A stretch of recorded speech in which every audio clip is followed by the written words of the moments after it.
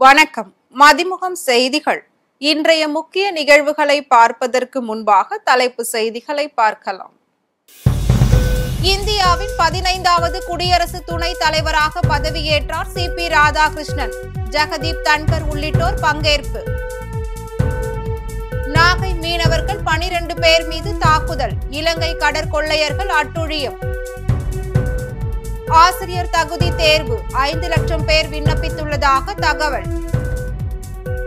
வார இறுதி நாட்களை முன்னிட்டு சிறப்பு பேருந்துகள் இயக்கம். அரசு போக்குவரத்து கழகம் அறிவிப்பு. தமிழ்நாட்டில் 4 மாவட்டங்களில் கனமழைக்கு வாய்ப்பு. வானிலை ஆய்வு மையம் எச்சரிக்கை. நாட்டின் 15வது குடியரசு துணைத் தலைவராக தமிழகத்தை சேர்ந்த சி.பி. ராதாகிருஷ்ணன் பதவியேற்றார். குடியரசு துணைத் தலைவராக இருந்த ஜெகதீப் தன்கர் தனது பதவியை கடந்த ஜூலை 21ஆம் தேதி ராஜினாமா செய்ததை தொடர்ந்து அந்த பதவிக்கு கடந்த 9ஆம் தேதி தேர்தல் நடைபெற்றது. இந்த தேர்தலில் பாஜக தலைமையிலான ஆளும் தேசிய ஜனநாயக கூட்டணி சார்பில் மகாராஷ்டிர ஆளுநராக இருந்த சி.பி. ராதாகிருஷ்ணனும் எதிர்க்கட்சிகளின் இந்தியா கூட்டணி சார்பில் உச்ச நீதிமன்ற ஓய்வு பெற்ற நீதிபதி பி. சுதர்சன் ரெட்டியும் போட்டியிட்டனர். இதில் சுதர்சன் ரெட்டி 300 வாக்குகள் பெற்ற நிலையில் அவரை விட 152 வாக்குகள் கூடுதலாக 452 வாக்குகள் பெற்று சி.பி. ராதாகிருஷ்ணன் வெற்றி பெற்றார். இந்நிலையில் குடியரசுத் தலைவர் மாளிகையில் நடைபெற்ற விழாவில் குடியரசுத் தலைவர் திரௌபதி முர்மு சி.பி. ராதாகிருஷ்ணனுக்கு பதவி பிரமாணம் செய்து வைத்தார். இந்த விழாவில் பிரதமர் நரேந்திர மோடி, முன்னாள் குடியரசு துணைத் தலைவர்கள் ஜெகதீப் தன்கர், வெங்கையா நாயுடு, முகமது ஹமீத் அன்சாரி மற்றும் ஒன்றிய அமைச்சர்கள் பங்கேற்றனர். நாகை மாவட்டத்தை சேர்ந்த 12 மீனவர்கள் மீது இலங்கை கடற்கொள்ளையர்கள் தாக்குதல் நடத்திய சம்பவம் பெரும் பரபரப்பை ஏற்படுத்தியுள்ளது. தமிழக மீனவர்கள் மீது இலங்கை கடற்கொள்ளையர்கள் தாக்குதல் நடத்தப்படுவது வாடிக்கையாகியுள்ளது. இந்நிலையில் நாகை மாவட்டத்தை சேர்ந்த 12 மீனவர்கள் மீது தாக்குதல் நடத்தப்பட்டு இருப்பது அதிர்ச்சியை ஏற்படுத்தியுள்ளது. நாகை மாவட்டம் செருதூர் கிராமத்தை சேர்ந்த முருகையன், வெண்ணிலா, தேவி ஆகியோருக்கு சொந்தமான 3 பைப்பர் படகுகளில் 12 மீனவர்கள் கடந்த 10ஆம் தேதி கடலுக்கு மீன்பிடிக்க சென்றனர். இந்நிலையில் நேற்று இரவு 10 மணி அளவில் கோடியக்கரைக்கு தென்கிழக்கே மீனவர்கள் மீன்பிடித்துக் கொண்டிருந்த போது அதிவிரைவு பைப்பர் படகு மூலம் எல்லை தாண்டி அங்கு வந்த இலங்கை கடற்கொள்ளையர்கள் மீனவர்களை கல் மற்றும் பைப் கயிறு கொண்டு சரமாரியாக தாக்கினர். அதை அடுத்து படகுகளில் நடத்தப்பட்ட தாக்குதலில் மீனவர்கள் பாலகிருஷ்ணன், இடும்பன், கணேசன், ரத்தினம் ஆகியோர் படுகாயமடைந்தனர். மேலும் மீனவர்களை கத்தியை காட்டி மிரட்டி படகின் என்ஜின், தங்க சங்கிலி, GPS கருவி, வலைகள் உள்ளிட்ட உடைமைகளை பறித்து சென்றனர். எனவே ஒன்றிய மாநில அரசுகள் உடனடியாக தலையிட்டு தாக்குதல் சம்பவத்தை தடுத்து நிறுத்தி தமிழக மீனவர்களுக்கு பாதுகாப்பும் உரிய நிவாரணமும் வழங்க வேண்டும் என படுகாயமடைந்த மீனவர்கள் கோரிக்கை வைத்துள்ளனர். டெட் எனப்படும் ஆசிரியர் தகுதி தேர்விற்கு தமிழ்நாட்டில் சுமார் 5 லட்சம் பேர் விண்ணப்பித்துள்ளனர்.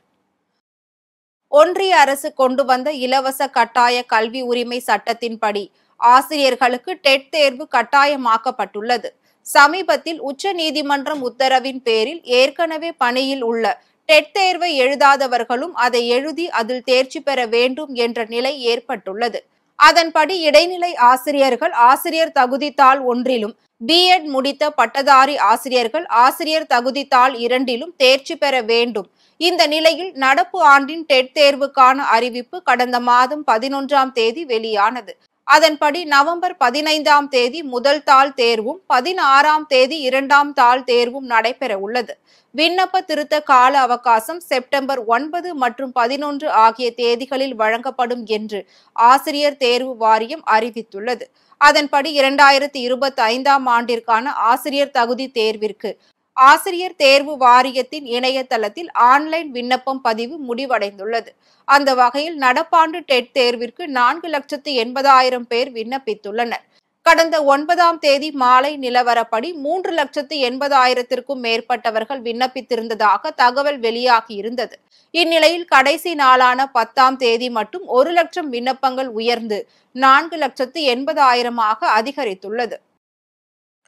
தொடர் விடுமுறை மற்றும் வார இறுதி நாட்களை முன்னிட்டு சிறப்பு பேருந்துகள் இயக்கப்படும் என தமிழ்நாடு அரசு போக்குவரத்து கழகம் அறிவித்துள்ளது.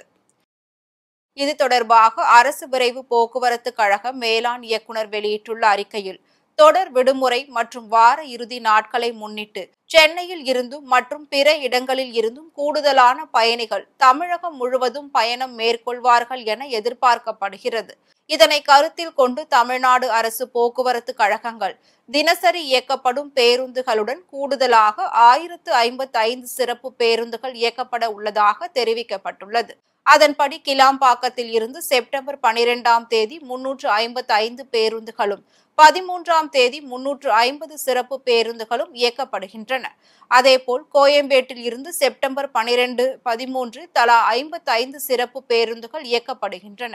மேலும் பெங்களூரு, திருப்பூர், ஈரோடு, கோவையில் இருந்து பல்வேறு இடங்களுக்கு 200 பேருந்துகளும், மாதவரத்தில் இருந்து தலா 20 பேருந்துகளும் இயக்கப்பட உள்ளது.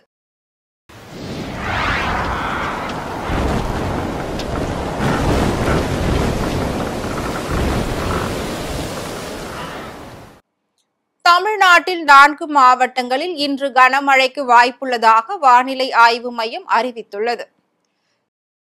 இது தொடர்பாக வானிலை ஆய்வு மையம் வெளியிட்டுள்ள அறிக்கையில், தெற்கு ஒடிசா, வடக்கு ஆந்திரா கடலோர பகுதிகளின் மேல் வளிமண்டல மேலடுக்கு சுழற்சி நிலவுவதாக தெரிவிக்கப்பட்டுள்ளது. அதன் காரணமாக தமிழகத்தில் ஓரிரு இடங்களிலும், புதுச்சேரி மற்றும் காரைக்கால் பகுதிகளிலும் மிதமான மழை பெய்யக்கூடும் என வானிலை ஆய்வு மையம் கூறியுள்ளது. மேலும் மயிலாடுதுறை, நாகப்பட்டினம், கடலூர், விழுப்புரம் ஆகிய 4 மாவட்டங்களில் ஓரிரு இடங்களிலும், புதுவை மற்றும் காரைக்கால் பகுதிகளிலும் கனமழை பெய்ய வாய்ப்புள்ளதாக வானிலை ஆய்வு மையம் கணித்துள்ளது. சென்னை மற்றும் புறநகர் பகுதிகளில் மிதமான மழை பெய்யும் என்றும் தெரிவிக்கப்பட்டுள்ளது. இதற்கிடையே தமிழகம், புதுச்சேரி மற்றும் காரைக்கால் பகுதிகளில் அதிகபட்ச வெப்பநிலையில் பெரிய மாற்றத்திற்கான வாய்ப்பு குறைவு என்றும் வானிலை ஆய்வு மையம் தெரிவித்துள்ளது. சிக்கிமில் ஏற்பட்ட நிலச்சரிவில் சிக்கி 4 பேர் உயிரிழந்தனர். மருத்துவமனையில் ஒரு பெண் கவலைக்கிடமாக சிகிச்சை பெற்று வரும் நிலையில் மாயமான 3 பேரை தேடும் பணி தீவிரப்படுத்தப்பட்டுள்ளது. மேற்கு சிக்கிம் யாதங் தொகுதிக்கு உட்பட்ட ரிம்பி பகுதியில் பெய்த கனமழை காரணமாக வியாழக்கிழமை நள்ளிரவு நிலச்சரிவு ஏற்பட்டது. இதில் 3 பேர் சம்பவ இடத்திலேயே உயிரிழந்தனர். நிலச்சரிவு ஏற்பட்ட பகுதியை அடைவதற்கான பாலம் ஆற்றில் அடித்து செல்லப்பட்ட நிலையில் மீட்பு பணிகள் தாமதமாகின. சம்பவ இடத்திற்கு விரைந்து வந்த பாதுகாப்பு படையினர் காவல்துறையினருடன் இணைந்து ஆற்றை கடக்க தற்காலிக மரப்பாலத்தை அமைத்துள்ளனர். இதனைத் தொடர்ந்து உயிருக்கு ஆபத்தான நிலையில் இருந்த 2 பெண்களை மீட்டு மாவட்ட மருத்துவமனைக்கு சிகிச்சைக்காக அனுமதித்துள்ளனர். அதில் ஒருவர் சிகிச்சை பலனின்றி பலியான நிலையில் மற்றொருவர் கவலைக்கிடமாக உள்ளார். மேலும் நிலச்சரிவு சம்பவத்தில் மாயமான 3 பேரை தேடும் பணி தீவிரப்படுத்தப்பட்டுள்ளது.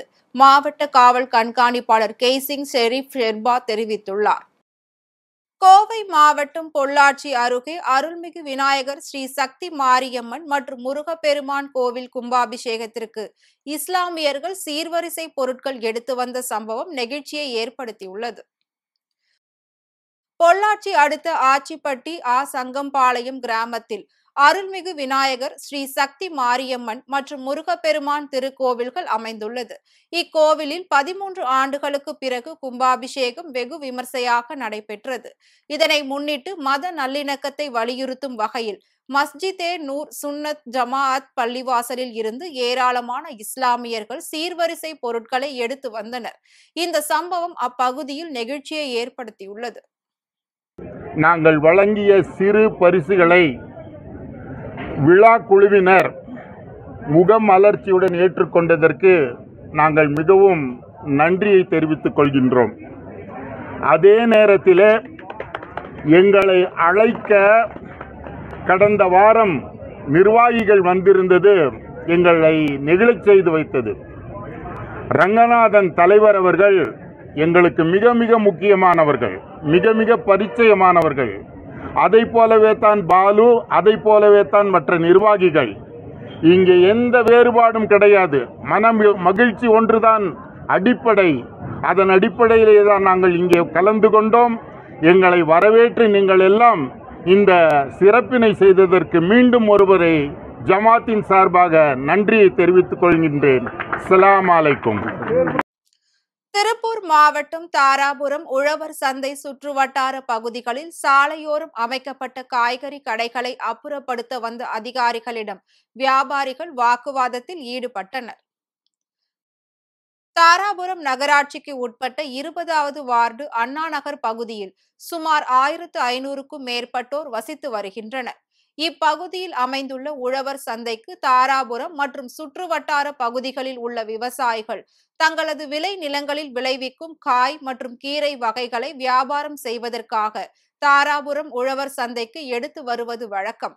இந்நிலையில் உழவர் சந்தை விவசாயிகள் உழவர் சந்தை சுற்றுவட்டார பகுதியில் உள்ள சாலையோர காய்கறி வியாபாரிகளை அப்புறப்படுத்த வேண்டும் என தாராபுரம் நகராட்சி நிர்வாகத்திடம் புகார் மனு அளித்துள்ளனர்.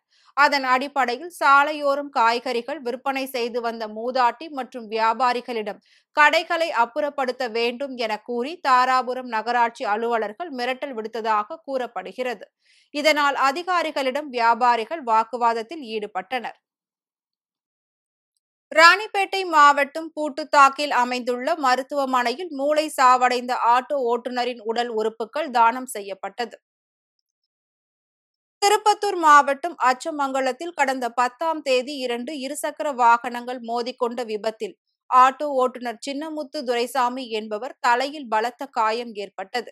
அதனை அடுத்து அவர் ராணிப்பேட்டை மாவட்டம் பூட்டுத்தாக்கில் உள்ள சிஎம்சி மருத்துவமனையில் சிகிச்சைக்காக அனுமதிக்கப்பட்டார். இந்நிலையில் ஆட்டோ ஓட்டுநர் சின்னமுத்து துரைசாமி மூளை சாவடைந்தார். இதனை அடுத்து அவரது உடல் உறுப்புகளை அவரின் உறவினர்கள் தானமாக வழங்கினர். தொடர்ந்து அவரது இருதயம், சிறுநீரக பை, நுரையீரல், கண்கள் உள்ளிட்டவை தானமாக பெறப்பட்டு தேவைப்படும் மருத்துவமனைகளுக்கு வழங்கப்பட்டது.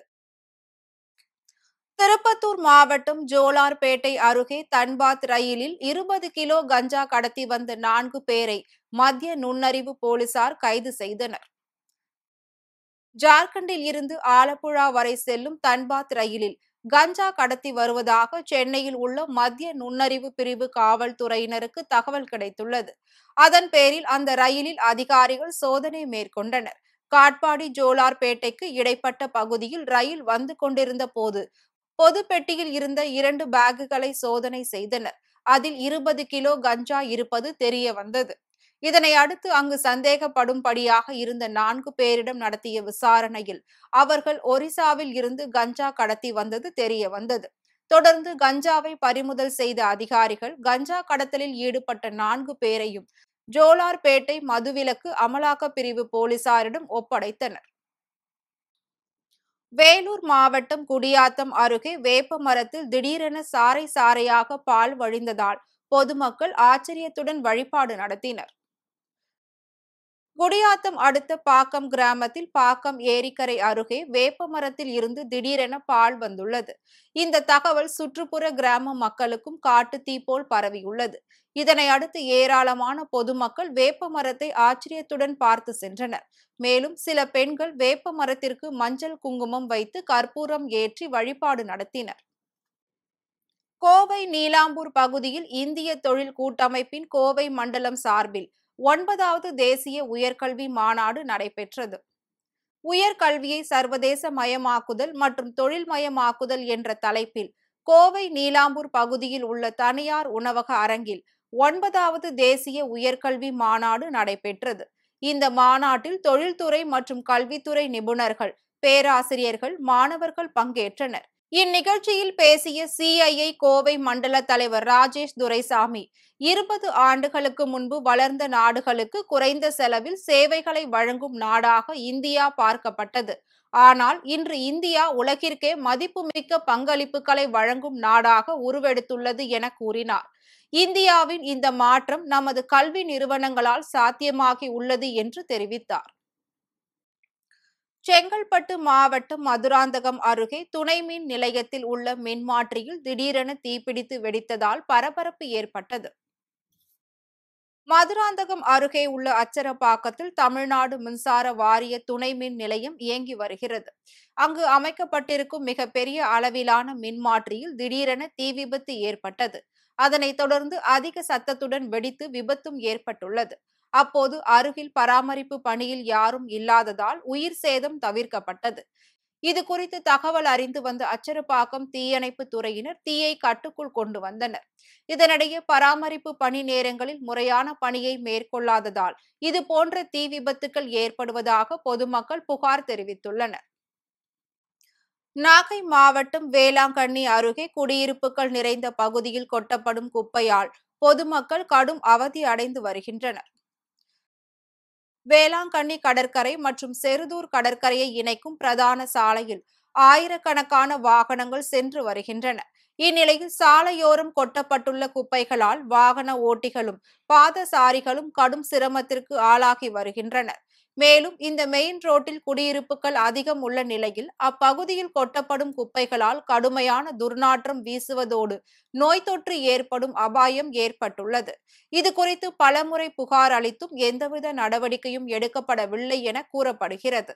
எனவே குடியிருப்பு பகுதிகளுக்கு தொலைவில் உள்ள இடத்தில் குப்பைகளை கொட்டுவதற்கு அரசு நடவடிக்கை எடுக்க வேண்டும் என்றும் தற்போது தங்கியுள்ள குப்பைகளை உடனடியாக அகற்றி சுத்தம் செய்ய வேண்டும் எனவும் பொதுமக்கள் கோரிக்கை விடுத்துள்ளனர். மெக்சிகோ நெடுஞ்சாலையில் டேங்கர் லாரி கவிழ்ந்து வெடித்து சிதறிய விபத்தில் 8 பேர் உயிரிழந்தனர். மெக்சிகோ தலைநகர் மெக்சிகோ சிட்டி நெடுஞ்சாலையில் கேஸ் டேங்கர் லாரி ஒன்று சென்று கொண்டிருந்தது. அப்போது திடீரென ஓட்டுநரின் கட்டுப்பாட்டை இழந்த லாரி நடு ரோட்டில் கவிழ்ந்து விபத்துக்குள்ளானது. தொடர்ந்து டேங்கர் லாரி பயங்கர சத்தத்துடன் வெடித்து சிதறியது. இதனால் சாலையில் சென்று கொண்டிருந்த 18 வாகனங்கள் தீப்பிடித்து எரிந்தன. இது குறித்து தகவல் அறிந்து வந்த தீயணைப்பு துறையினர் பல மணி நேரம் போராடி தீயை கட்டுக்குள் கொண்டு வந்தனர். இருப்பினும் இந்த விபத்தில் 8 பேர் உடல் கருகி பரிதாபமாக உயிரிழந்தனர். மேலும் 90க்கும் மேற்பட்டோர் படுகாயமடைந்தனர். மீண்டும் தலைப்புச் செய்திகள். இந்தியாவின் 15வது குடியரசு துணைத் தலைவராக பதவியேற்றார் சி.பி. ராதாகிருஷ்ணன். ஜெகதீப் தன்கர் உள்ளிட்டோர் பங்கேற்பு. நாகை மீனவர்கள் 12 பேர் மீது தாக்குதல். இலங்கை கடற்கொள்ளையர்கள் அட்டுழியம். ஆசிரியர் தகுதி தேர்வு 5 லட்சம் பேர் விண்ணப்பித்துள்ளதாக தகவல். வார இறுதி நாட்களை முன்னிட்டு சிறப்பு பேருந்துகள் இயக்கம். அரசு போக்குவரத்து கழகம் அறிவிப்பு. தமிழ்நாட்டில் 4 மாவட்டங்களில் கனமழைக்கு வாய்ப்பு. வானிலை ஆய்வு மையம் எச்சரிக்கை. இத்துடன் செய்திகள் நிறைவடைந்தன. மீண்டும் செய்திகள் இரவு 8 மணிக்கு. மேலும் செய்திகளை தெரிந்து கொள்ள மதிமுகம் பிரைம் யூடியூப் தளத்தில் இணைந்திருங்கள்.